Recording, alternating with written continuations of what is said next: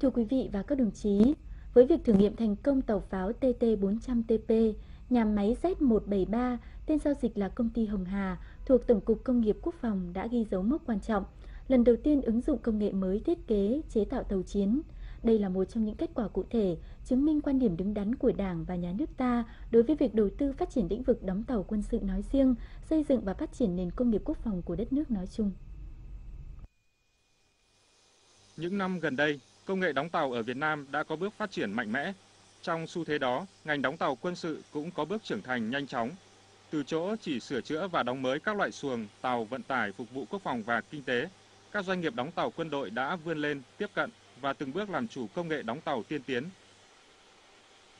Nhiều chủng loại tàu được khách hàng trong và ngoài nước tín nhiệm như tàu phục vụ tuần tra, kiểm soát trên biển, tàu ứng phó sự cố tràn dầu, tàu tìm kiếm cứu hộ, cứu nạn,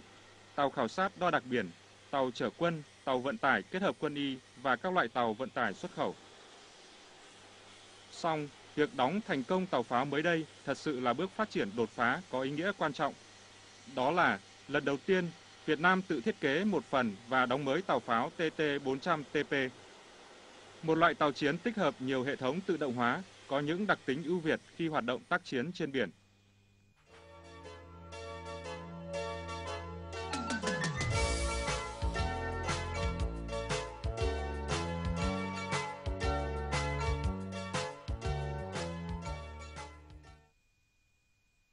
Là đơn vị có nhiều kinh nghiệm đóng các loại tàu đặc chủng, nhưng khi được Bộ Quốc phòng giao nhiệm vụ đóng tàu pháo, nhà máy Z173, tên giao dịch là Công ty đóng tàu Hồng Hà, đã rất thận trọng, tính toán kỹ lưỡng, tìm phương thức, cách làm sao cho phù hợp với điều kiện và năng lực hiện có. Nếu tính riêng việc mua thiết kế toàn bộ và chuyển giao công nghệ của nước ngoài sẽ mất hơn 10 triệu đô la. Phương án cuối cùng được lựa chọn, đó là chỉ mua thiết kế sơ bộ của đối tác, còn lại nhà máy tự nghiên cứu thiết kế công nghệ. Với cách làm này, chi phí đã giảm hơn 90% so với mua của nước ngoài.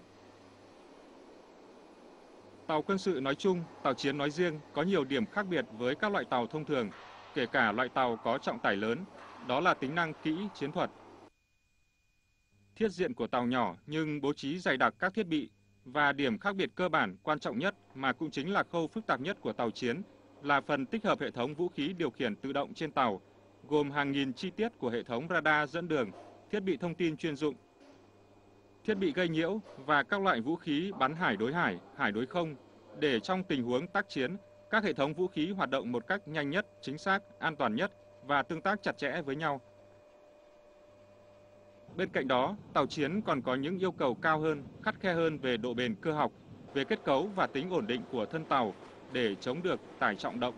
tức là lực va đập, giật lắc mạnh, đột ngột của vũ khí khi tàu hoạt động tác chiến trên biển, trong điều kiện tốc độ cơ động cao ở những hoàn cảnh thời tiết khác nhau.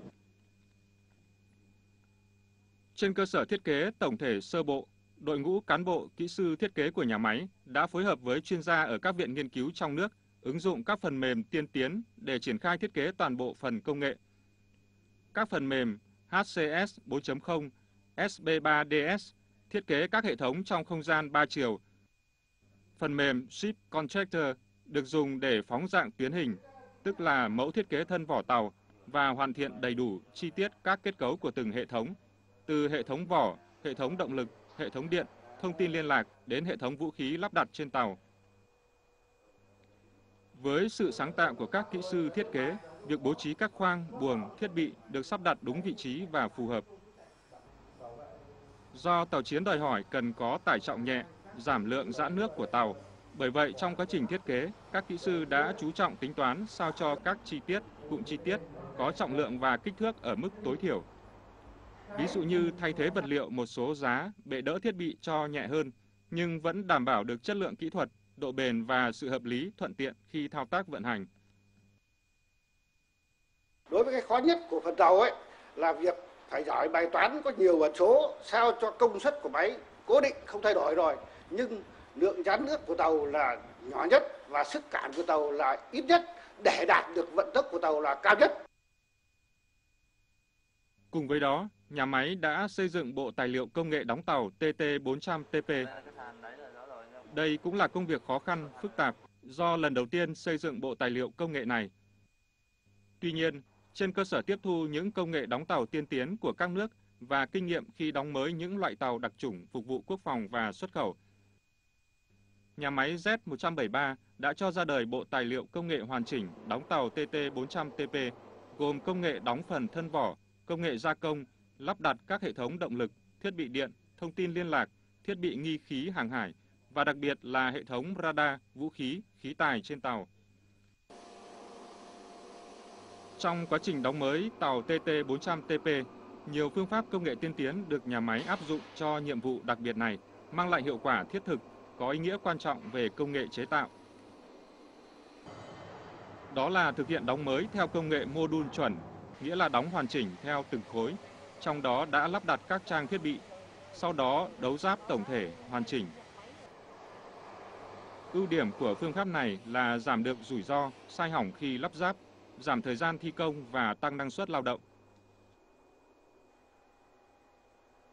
Đặc biệt, với việc lắp ráp các loại vũ khí, khí tài trên tàu, một nhiệm vụ mới mẻ, đầy khó khăn và phức tạp, các cán bộ kỹ sư đã áp dụng công nghệ lắp ráp một cách sáng tạo. Vũ khí, khí tài đều là những loại mới, ở nhiều trạng thái khác nhau, do đó cần phải được kiểm tra, cân chỉnh trước khi lắp ráp. Trước những yêu cầu khắt khe về lắp đặt vũ khí mà độ rung sai chỉ được tính bằng những thông số cực nhỏ, các kỹ sư đã thiết kế công nghệ tạo mặt phẳng chuẩn kiểm tra trung tâm. Theo đó, tất cả các thiết bị trên tàu đều phải thông qua mặt phẳng chuẩn để kiểm tra độ chính xác và thống nhất tọa độ cả trước, trong và sau khi lắp ráp. Một thành công nổi bật nữa về công nghệ là trong quá trình thi công, nhà máy đã tự chế tạo một loại mỏ hàn riêng, đồng thời điều chế ra một hợp chất thích hợp để bọc phủ cách nhiệt và chống ồn trên tàu. Tàu TT400TP có rất nhiều thiết bị được đấu nối với nhau thông qua hệ thống cáp, dây dẫn các loại với tổng chiều dài đến gần 60 km và hàng nghìn đầu nối. Bởi vậy, việc nghiên cứu chế tạo ra mỏ hàn chuyên dụng và công nghệ hàn nối các đầu cáp, rắc cắm có kích cỡ khác nhau đã mang lại hiệu quả cao. Các kỹ sư cũng đã nghiên cứu thành công cách pha chế hợp chất dùng để bọc cách nhiệt phù hợp với điều kiện khí hậu nhiệt đới nóng ẩm. Qua kiểm nghiệm, các chất bọc phủ bảo đảm độ kết dính và tiêu chuẩn cách nhiệt, chống rung, chống ồn tốt hơn, phù hợp hơn so với nguyên liệu nhập từ nước ngoài. Tàu pháo TT400TP có lượng giãn nước toàn tải gần 480 tấn, vận tốc tối đa 32 hải lý một giờ, tầm hoạt động 2.500 hải lý. Thời gian hoạt động liên tục trên biển là 30 ngày và có khả năng tác chiến trong điều kiện sóng cấp 8, sức gió cấp 10, cấp 11.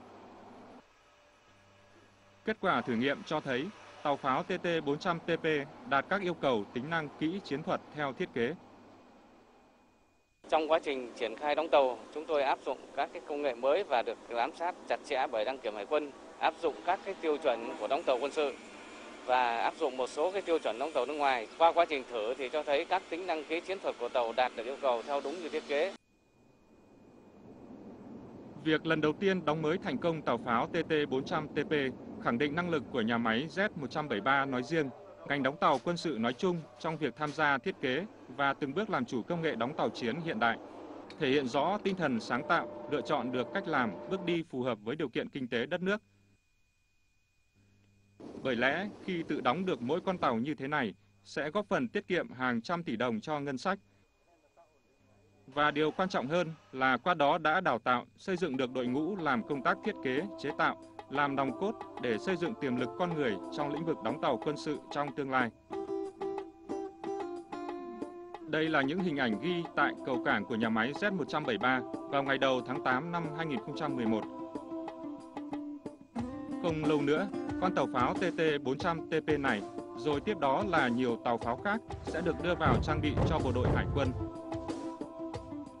Với ngành công nghiệp quốc phòng Việt Nam, thành quả này mở ra triển vọng mới trong việc tự thiết kế, chế tạo một phần, tiến tới thiết kế chế tạo toàn bộ những con tàu có kỹ thuật công nghệ cao hơn, hiện đại hơn,